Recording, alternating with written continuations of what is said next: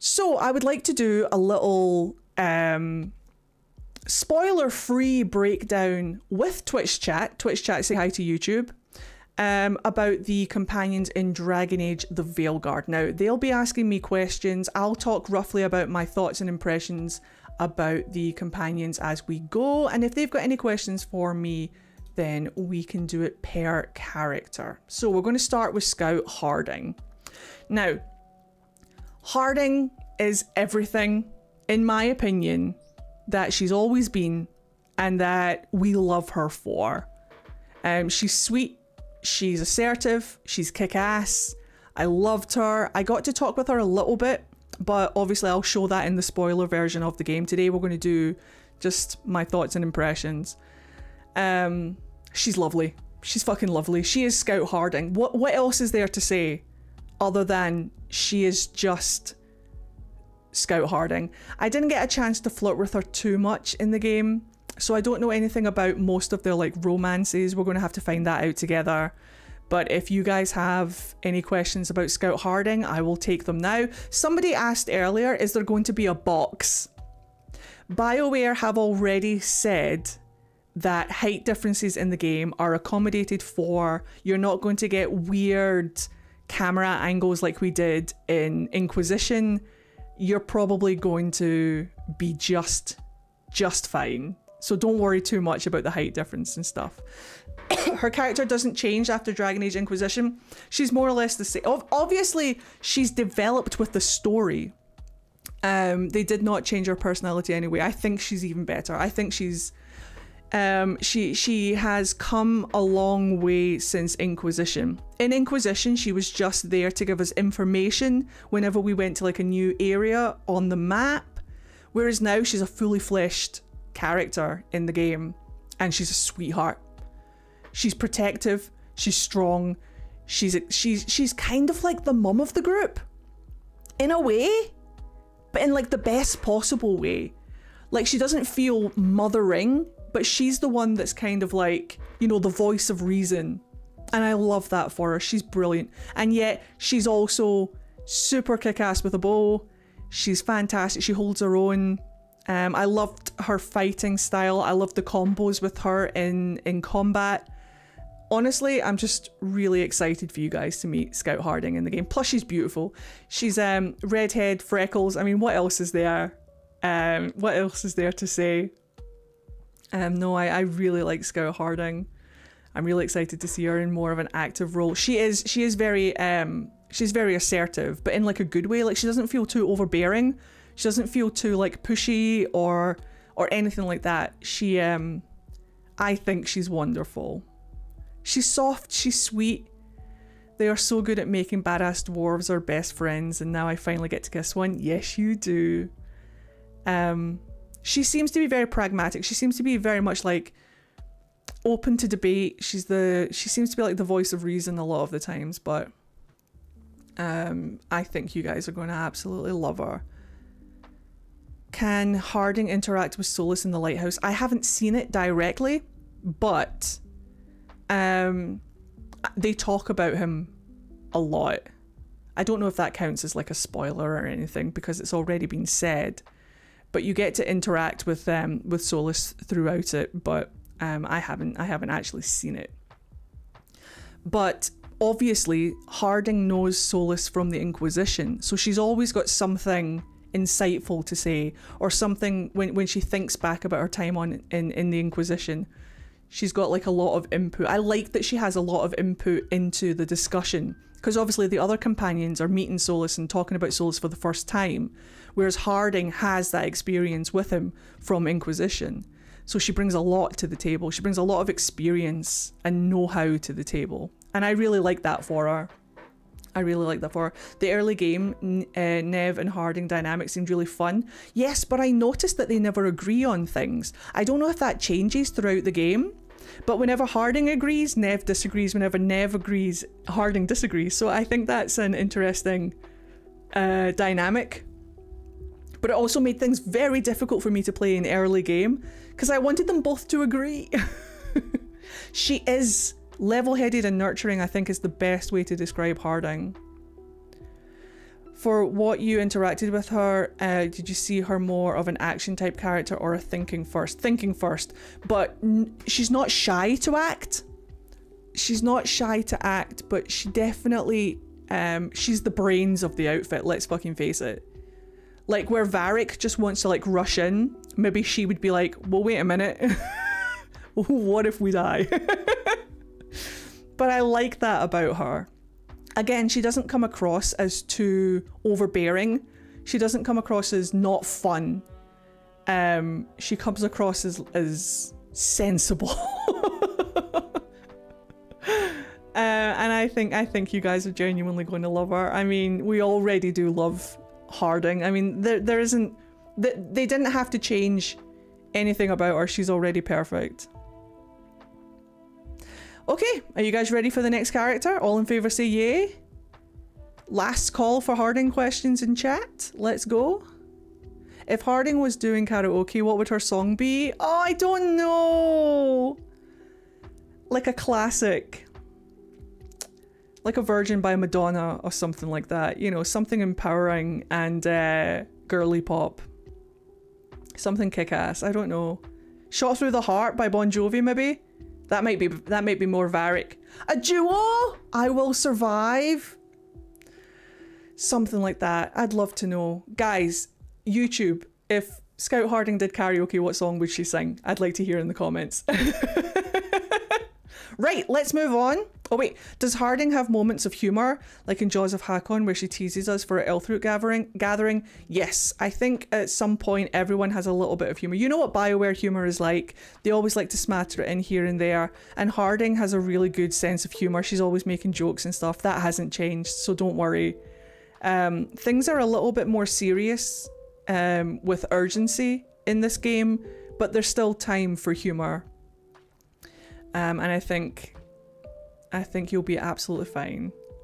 Will there be a poly option yet? Not that I know of, no. But they're thinking about developing that for future games. The problem with poly options is probably coding it into the game or something. They're trying to get that into future games though, so watch this space. All right, let's move on to Davrin. Are you guys ready to talk about Davrin? Now, I didn't play too much of Davrin, but I did get to do his quest at Weishaupt. I won't talk about the quest, don't worry, this is spoiler free.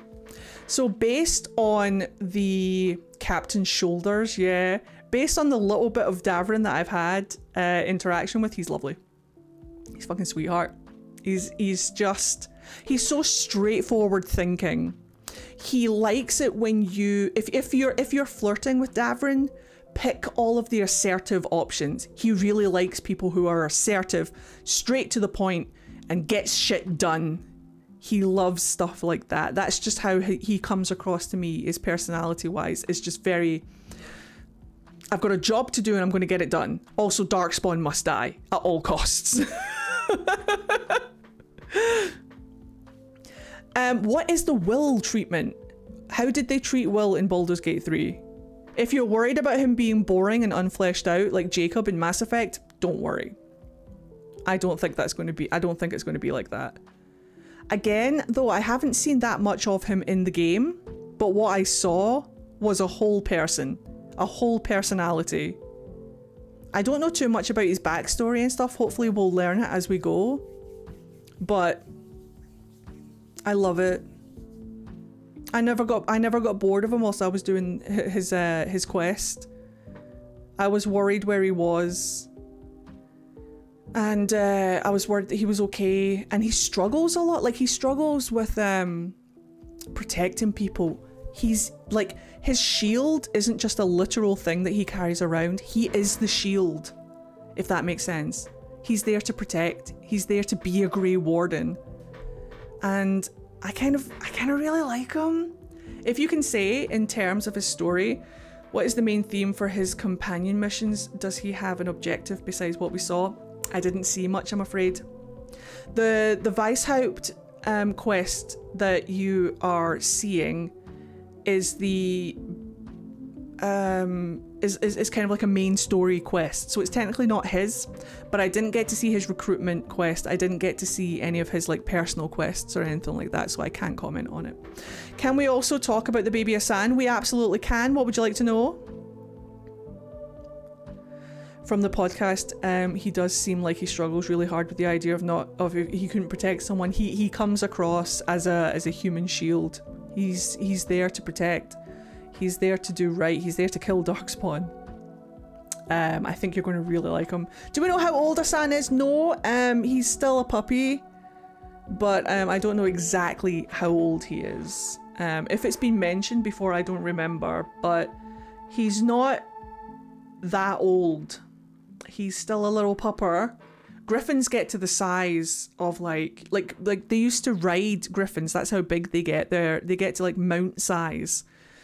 So Asan is still pretty small and pretty baby. What would you like to know? Snapdragon Blues.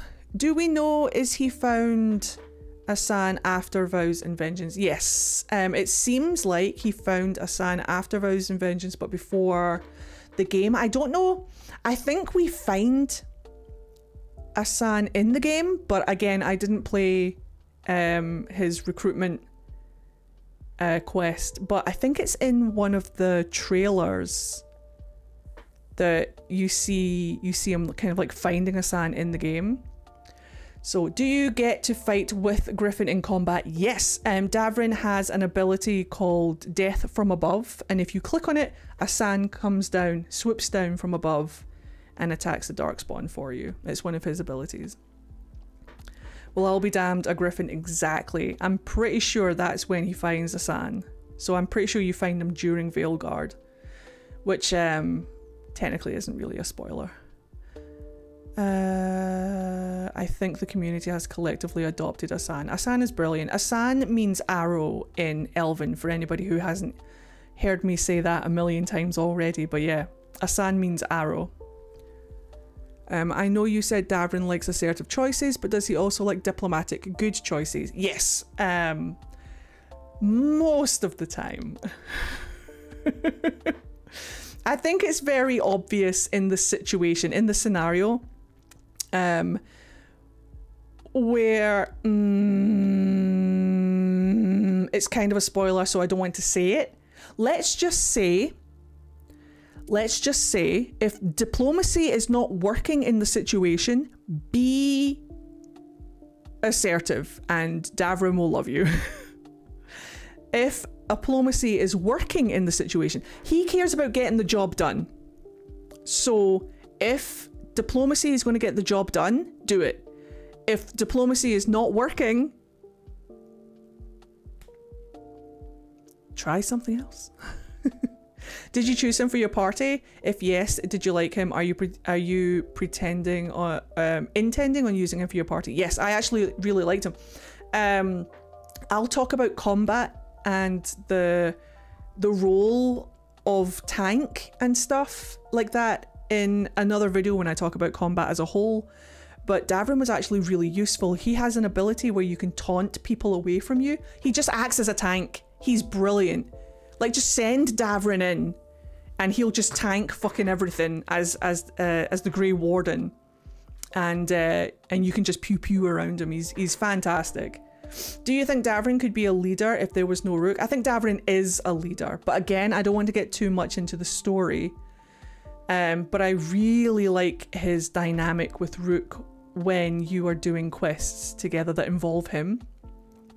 The way that Harding is very pragmatic, Davrin is also very kind of like... what's the right word for Davrin without saying too much? I like his input. I like getting his opinion on situations because I trust that he's being logical. And I like that from Davrin. Sometimes I need a bit of lateral thinking, if that makes sense. Pragmatic, yeah, is what I was going to say. Pragmatic is how I would describe. Yeah, no nonsense, down to earth, straightforward. Davrin. listening to you, I want to scream, give me the game right now. I love your excitement. It's so, I genuinely think you're going to love it.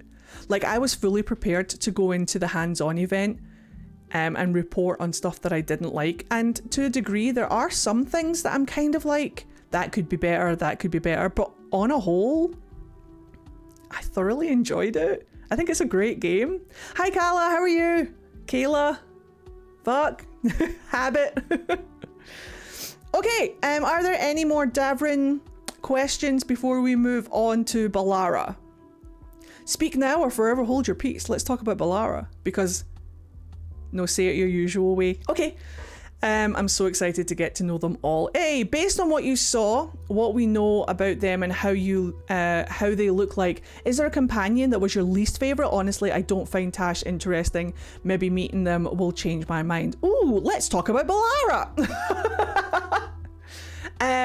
There are a couple of companions that were my least favorite. But hear me out. Hear me out. How many secrets is she hiding in that bun? All the secrets. All the secrets. So hear me out on Bellara, okay? My least favorite trope in anything, not just BioWare, but in anything, my least favorite trope is the quirky, annoying Disney female. Like, Disney have ruined things for us.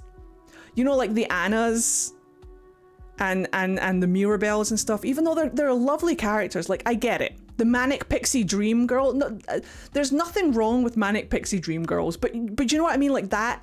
Like, I didn't like Quidian in the Netflix show. Everybody fucking loved Quidian. The Kunari girl. I couldn't fucking stand her. I don't like Sarah. I don't like PB. I don't like that kind of character. It's not even so... I love neurodivergent coded characters when they're done right. But there's this trope that's appearing with neurodivergent characters where they're just like annoying. And I don't like that.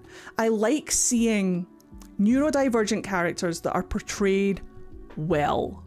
Because I am neurodivergent and I don't like being pigeonholed with quirky, weird, annoying fucking girls who are just there for comic relief and to be ditzy. It's like Harley Quinn in the animated Batman is my favourite, my absolute favourite version of Harley Quinn. The only good version of Harley Quinn.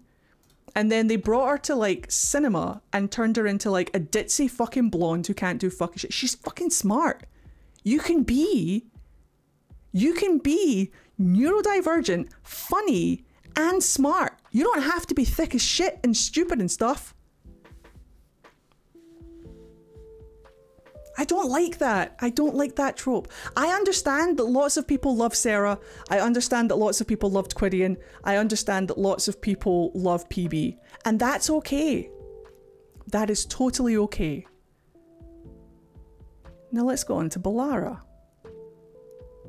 Bellara is portrayed as very neurospicy.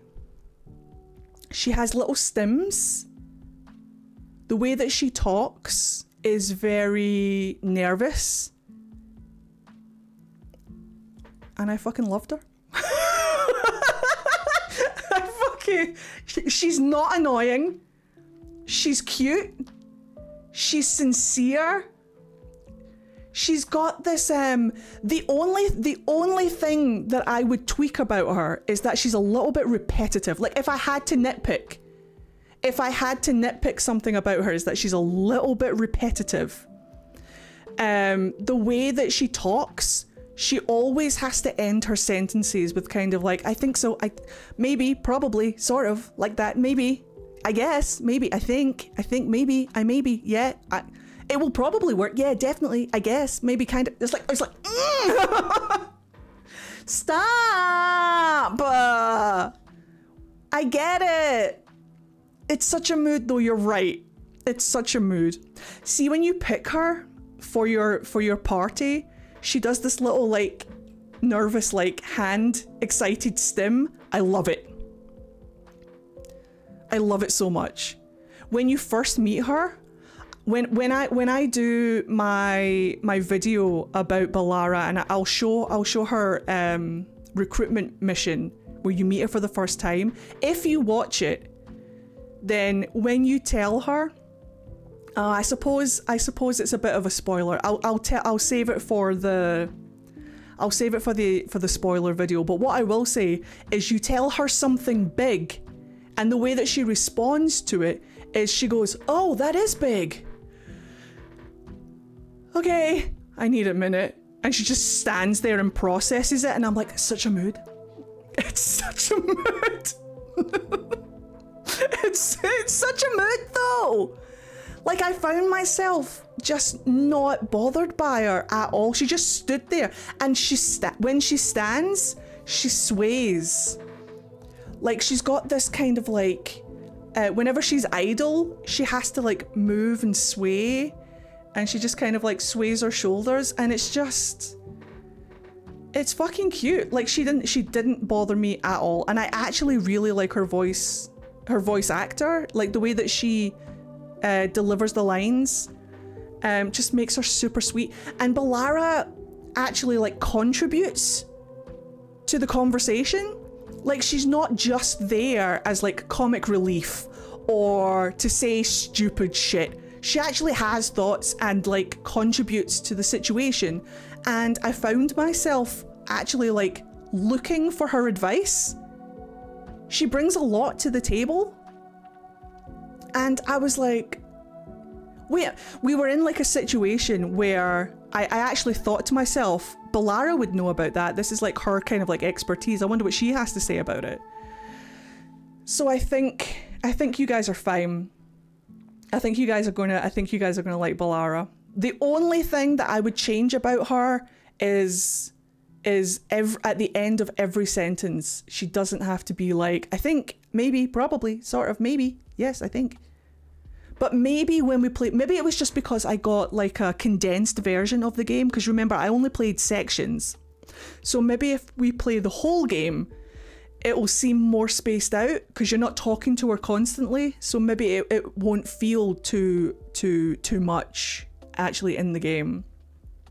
But she's really knowledgeable. She knows a fuck ton about stuff, and she's not just there as like the comic relief annoying character. So I think you guys are absolutely going to love her. If I liked her, and that's coming from the person who hates that fucking trope, if I liked her, you guys are going to love her. Yes, she sounds quirky because it's a part of her. She's not quirky for the sake of fitting the trope, if that makes sense. It makes perfect sense. She's quirky because she is. Her being quirky isn't the joke. And that's why she's good. That's why she's endearing. Because it's part, like, she's not a two-dimensional character. She's not quirk. She is quirky, but she's also a person. She can be funny. She can be adorable. She can be scared. She shows an awful lot of like real knowledge whenever it comes to like needing her opinion and stuff. I really liked her. I honestly really liked her. She's not just there to be like a comic relief one-line character. And I think you guys are going to like her. She was honestly the one that I was worried about going into the game when I was playing it. She was the one that I was worried about because they told us that we were going to be doing her recruitment mission. And I was like, oh no. Oh no, what if I hate her? Nah, I didn't. Exactly, like how Karlach is quirky but not annoying. Exactly like that. They're two different people though, but they would love each other. Can you, oh, I totally ship it now. Karlach and Bellara, they'd be so good together. They'd be so good together. That would be so sweet. That would be a really good ship. Karlach and Bellara would be a really good combination. They would love each other. Hello Sayuki Sakura, how are you? Welcome to the stream. Oh, I really think that that's a good comparison to put Bellara and Karlach together. They would love each other. Let's just put it like that. They would love each other. Right, do you have any more Bellara questions before we move on to Taash? Now, Kala, I might need your help with this, honestly, because I don't think we got enough of Taash for me to comment on. So does Bellara bring more of a strategy feel for Rook? If yes, more in choices and lower in gameplay wise? Sorry to repeat. Sort of, yeah. Bellara feels more where Davrin feels like a leader, Bellara feels more like support, but in a good way. In a good way. She's there to help. And that's all she wants to do. She wants to help. No, you haven't, Miss Lucanis. We're going to talk about Bellara brings the science. In a way, yes. Bellara brings the Fade knowledge, which is always really helpful. Okay, so Taash. The problem I have with Taash is that the whole time that we were playing at the hands-on event, the whole time I was playing, I didn't get much interaction with Taash. However, I do have a theory. Now, this technically isn't a spoiler because it's a theory. I can't prove that this is going to happen in the game. I also can't disprove that this is going to happen in the game, but I'm going to put it out there and let you guys decide. It's not a spoiler. This isn't something that happens in the game. Maybe. This is my thoughts. From what I gathered from Taash, Taash seems like they're struggling with something. They're struggling with who they are. They might be having an identity crisis. I'm not sure though.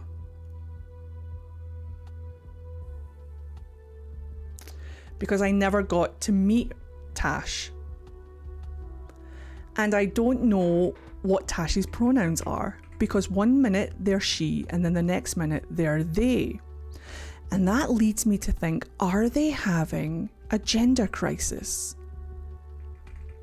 That's my theory. I wouldn't be surprised if Taash is having a gender crisis.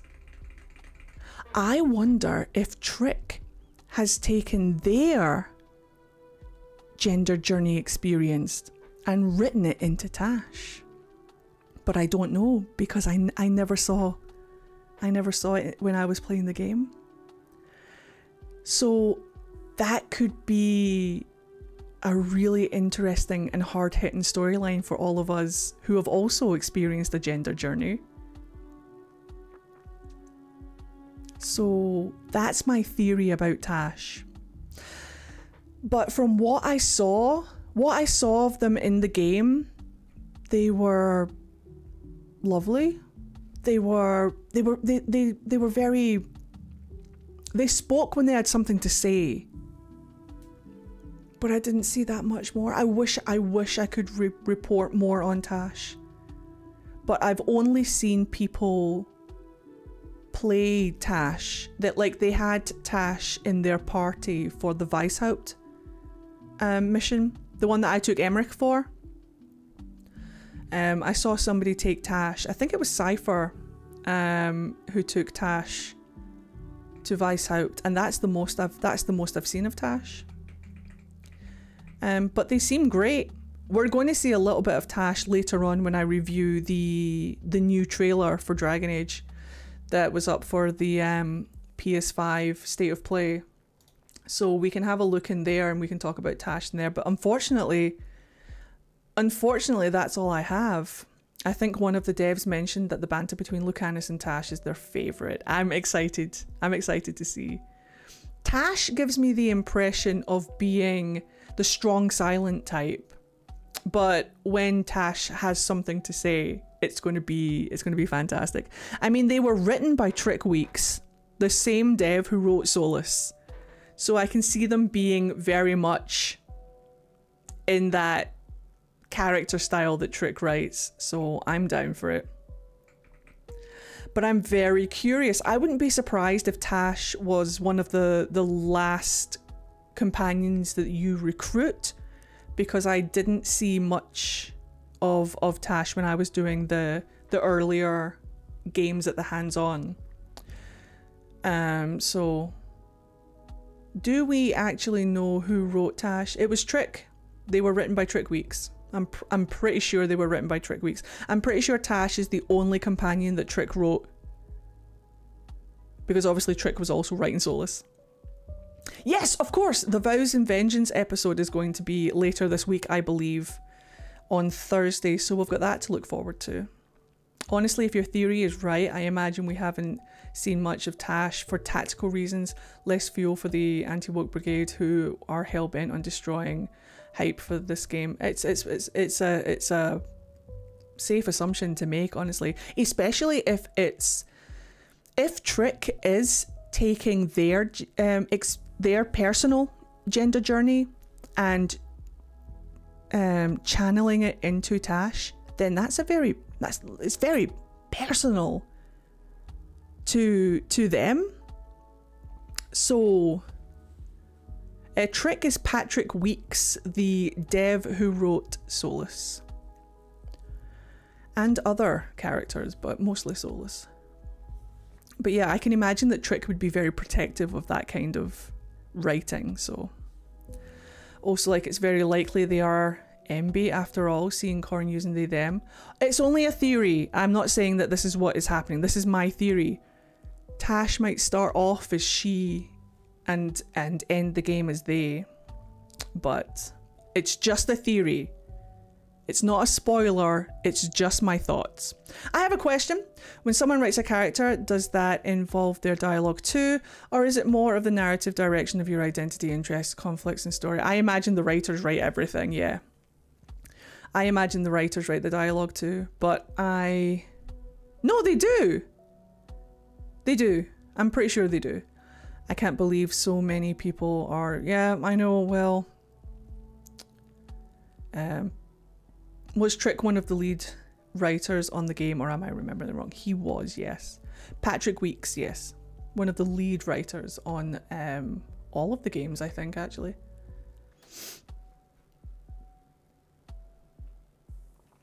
Trick is a lead for Veilguard, definitely. But unfortunately, that's all I can really talk about for my impressions of Taash, which is a shame. I'm very excited to meet... I'm very excited to learn more about Taash. I'm very intrigued. Very, very intrigued. Do I have shit on my chin? Have I been... Oh, is it freckles? I think it's just freckles. Is it freckles? Guys, have I shit on my chin this whole time?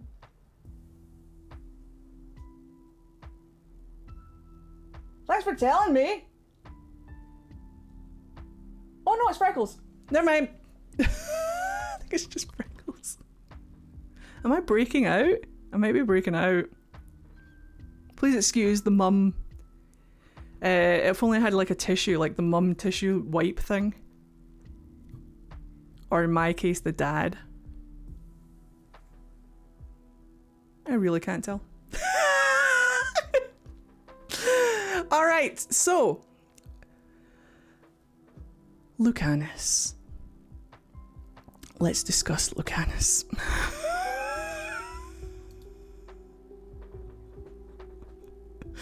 Let's discuss Lucanis. You're gonna love him. You're gonna love him. I honestly went in with an expectation for Lucanis and it was met and exceeded. Wet cat energy, lovely. And absolutely, is he a really romantic person? There is no Antivan that isn't. But I didn't see any of Lucanis's romance, so I'm not 100%, cannot confirm. How does his necromancy work in game? If you can say that, his necromancy. I'm not sure how to answer that, honestly. Anders and Zevran had a child, apparently. He's lovely. I said it in my spoiler video, but I'll say it here again. It's not a spoiler, it's just my opinion. He reminds me of Puss in Boots from Shrek, but in all of the best possible ways. He's got that beautiful Antonio Banderas, like, Spanish-Italian kind of like accent. And I say Spanish-Italian because with Antiva, they're merging Spanish culture and like Italian culture and stuff together to create the culture of Antiva. But he's got this beautiful, beautiful Antonio Banderas, Puss in Boots accent. He's fear me one second and then puppy dog eyes the next. He's just a sweetheart and he's funny. He's so funny. If on scale was Lucanis and Emmrich, who would win for you? I have two hands. I have two hands. Is he a short king? He's a short king, right? I suppose so, yeah. It depends on how tall you make your character, I guess. But I actually don't know the exact heights of all of them. Everyone feels a little bit short in this game, though. Like, everyone feels, like, by default, a little bit shorter than the other games. But, oh yeah, he has a sense of humor. He's funny. He's soft, he's kind, he's caring, he's kind of in denial. He's very much like, there was a scene, I won't say it because we're in no spoiler mode, but there was a scene where when I saw it, I instantly went into, oh my god, let me protect him mode. I instantly went into, I just want to like hold him close and tell him it's all right, give him a wee pat on the head. Like, I want to protect this man.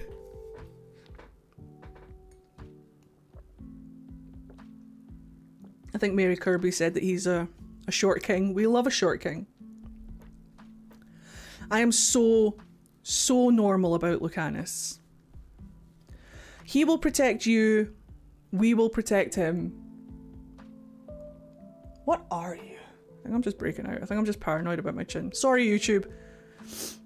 But yeah, I was actually pleasantly surprised how nice he seemed. I expected a more rough, mean, typical assassin. Me too. He's a puppy dog. He's wonderful. He just gives you that kind of like look. Like it's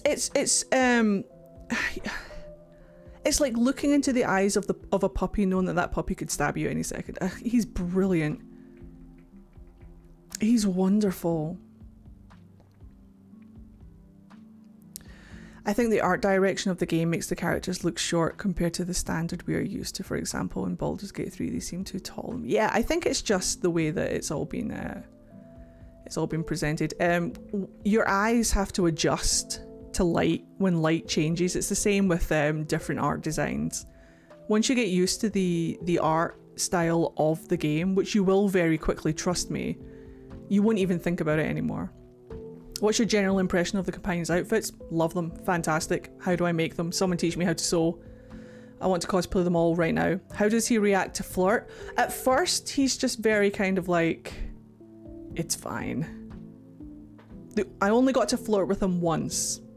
And when I did, he put his hand up and he was just like, I'm fine. It's fine. Don't worry about me. It's fine. So I think you kind of have to like warm him up a little bit. I think with Lucanis, it's all about trust. So several trust exercises later, I think you'll have him. So looking into the eyes of a cat, essentially. I wonder if he is the inexperienced one they mentioned. He could be, but I don't know. From all the clips we saw, Zach Mendes did such a fantastic job. I can't wait to hear more. He has done a fantastic job. I can't think of anyone better. Except for Antonio Banderas himself. But I absolutely love all of the Antivan Crow's voices. If you guys play Overwatch, Thea is voiced by Sombra. I'm madly in love with the other Antivan Crows. I won't mention too much about them because we're starting to get a little bit into spoiler territory and I don't want to go too much into it. So let's round up. Let's round up on Lucanis. Unless you guys have any last minute. I'm not going to talk too much about that hijinks just because it's kind of spoiler territory. I'm not going to get too much into that. But any last questions for Lucanis before we move on to Bone Daddy himself? Do we have any last calls for Emmrich? Before we do Emmrich, I mean, any last calls for Lucanis? Not really character related, but does the character creator give any indication of height other than visual? No, it gives a percentage. So like you scroll it to 100%, you scroll it down to 0%. Unfortunately. I kind of wanted that as well, if I'm honest. But I suppose your height also depends on your race. Because canonically, certain races are taller than other races, so. Are you guys ready? Are you guys ready to move on to Emmrich? Bone Daddy himself? I don't know if it's a spoiler, but what's Emmrich's position with the Mortalitazi?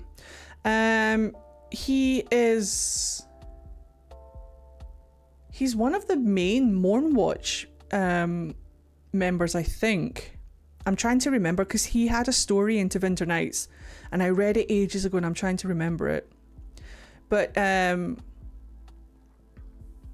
his position is when spirits, when people die and their spirits aren't at rest, their spirits might cause, you know, like trouble in the waking world.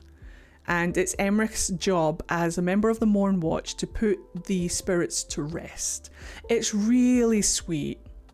It's really sweet and I love it. I love that he's all about, he's kind of like a Ghostbuster, but he puts them to rest. So like sometimes they won't pass over, so he'll put them into skeletons just to like keep them out of trouble. That's where Manfred comes from. And then other times he'll help them cross over so that they can be with their loved ones and they can rest that way. So he finds spirits that aren't at rest, finds out why they aren't at rest, and helps them find rest. It's fucking perfect for me, honestly. I love him. He's a sweet soul. Throughout the quest that I used him for, he was very quick to reassure people when they were feeling upset. So like if someone died, like say a random character that was important to another companion died, Emmrich was very quick to reassure that they didn't suffer. And I fucking love this man. He speaks to children in such a kind and caring way that it's not patronizing. He talks to them like they're people. He talks to the other companions like he's very gentlemanly. He's very prim and proper and kind and suave. He is the daddy of the group. And I mean that. He's like the group dad, but also group daddy. And it's fantastic. Who is Neve going to romance? He's first going to romance Lucanis and then he's going to romance Bone Daddy, let's face it. He's going to romance everyone. I'm just going to keep playing Neve. Which companion is most likely to Princess carry Rook to safety, asking for a friend? Princess carry Taash. All of them but Taash. Taash has the height for it. Gonna sting when he's not going to betray us. If anything, I've got my eye on Neve. But I don't think it's going to be Emmrich. I will romance him for sure. I love him. He's absolutely sweet. He's lovely. I did get to interact with Manfred. I'm not going to talk about it too much, but it's already been shown. You can play rock paper scissors with him. That's all I saw. That's all I saw. You can play rock paper scissors with him, and it's really cute. But he just seems very he's probably the most pragmatic out of them all. He's very diplomatic as well. He fixes his problems with words and necromancy and skeletons. I cannot imagine that man throwing a punch. He's wonderful. That's all the Manfred info I needed. You're welcome. But you're going to love him. He's so sweet. Apparently he's the most sensual and intimate romance in the game.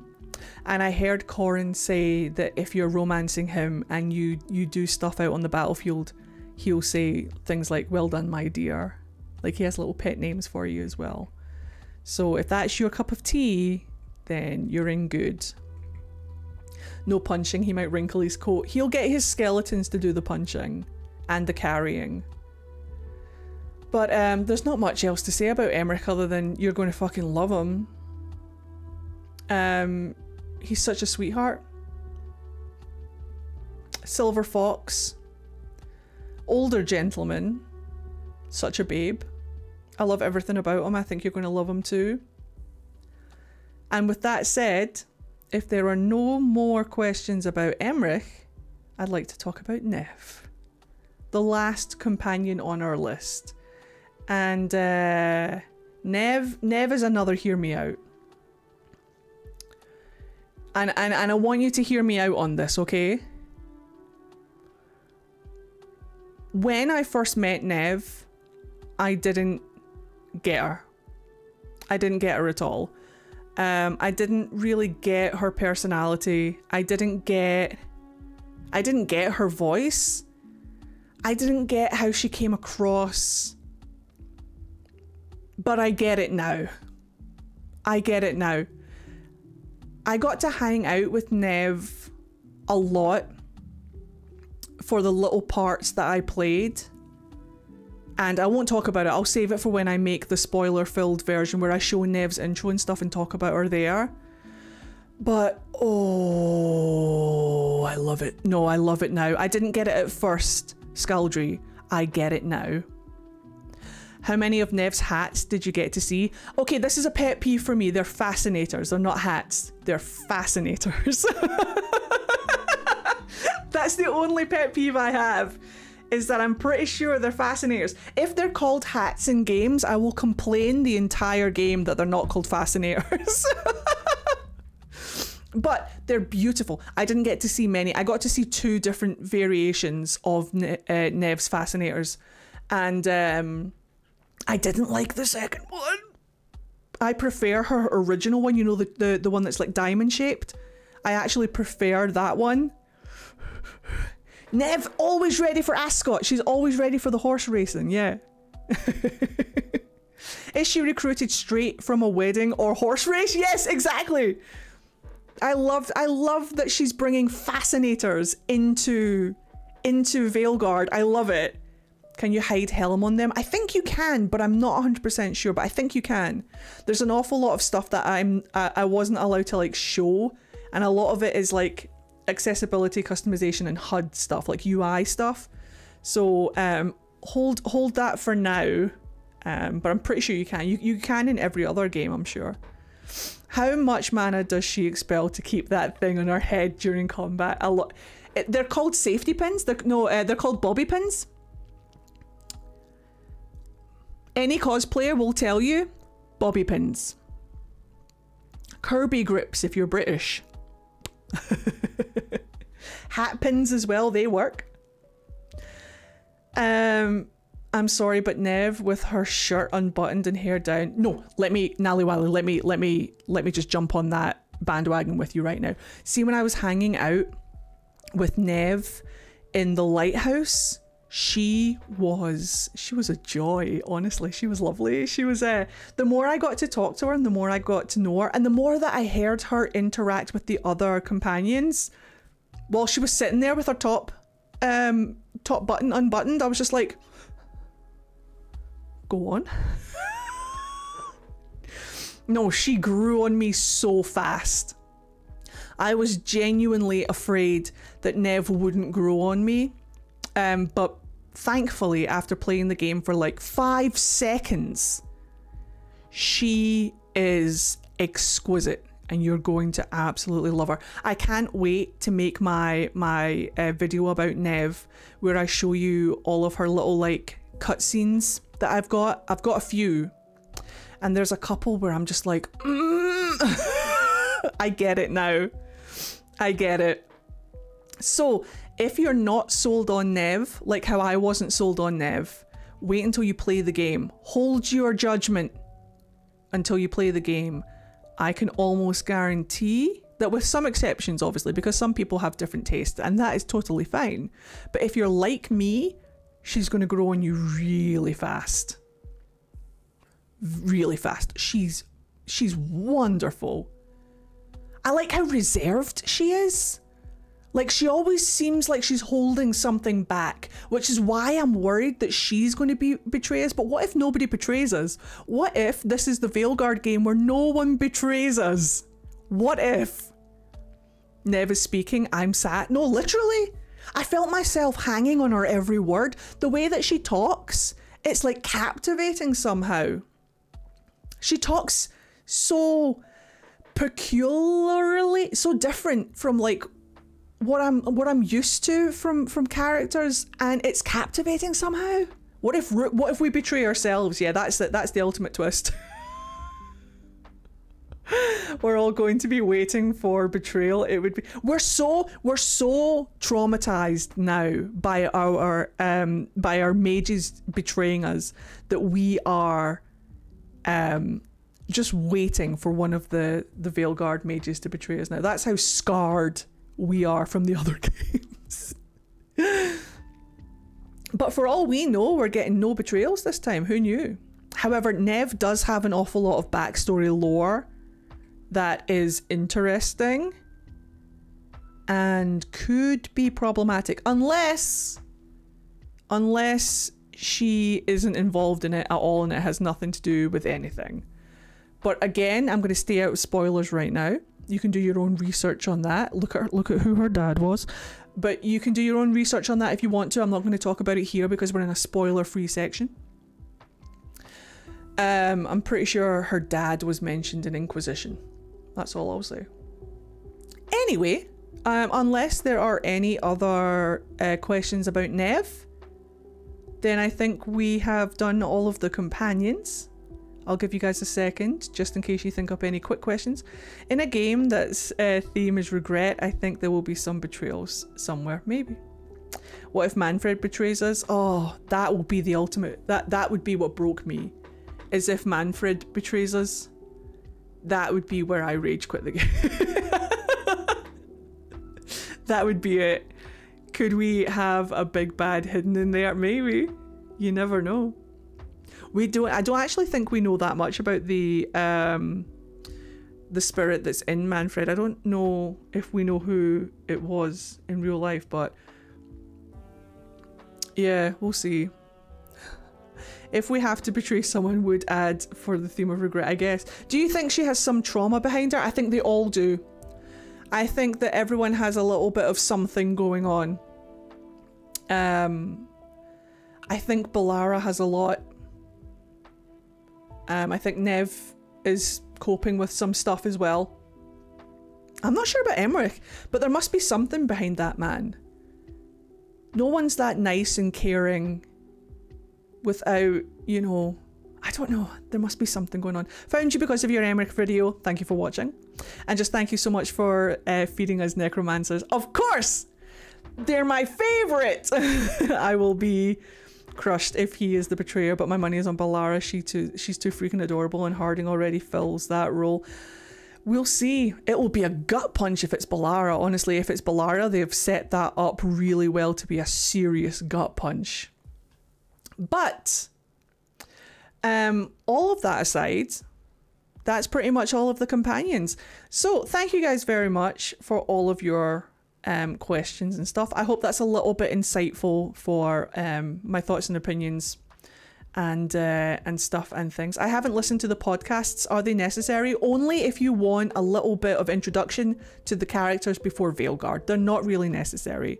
I'm enjoying them because they're giving me a little bit of like a crumb of the characters before we whilst we're waiting for them in the actual main game. They're not really telling that much of the character story. There's a story being told outside of the characters. The characters are just there involved with this one linear story that involves a little bit of solace.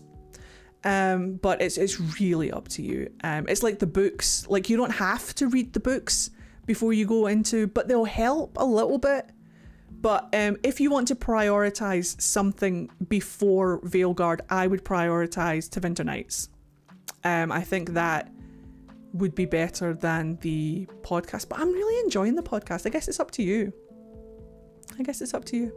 Anyway, let me finish this YouTube video. It's been going on for so long. Thank you guys very much for watching. If you're watching on YouTube, if you've liked the video, like, comment, and subscribe for more.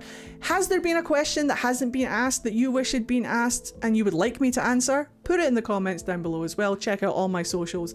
Thank you for just being kind, loving, and supportive in my comment section. It really helps, and it just makes my day, honestly. thank you for listening to me rant, and I'll see you guys in the next Veilguard video. Hope this helped. See you next time, guys. Bye.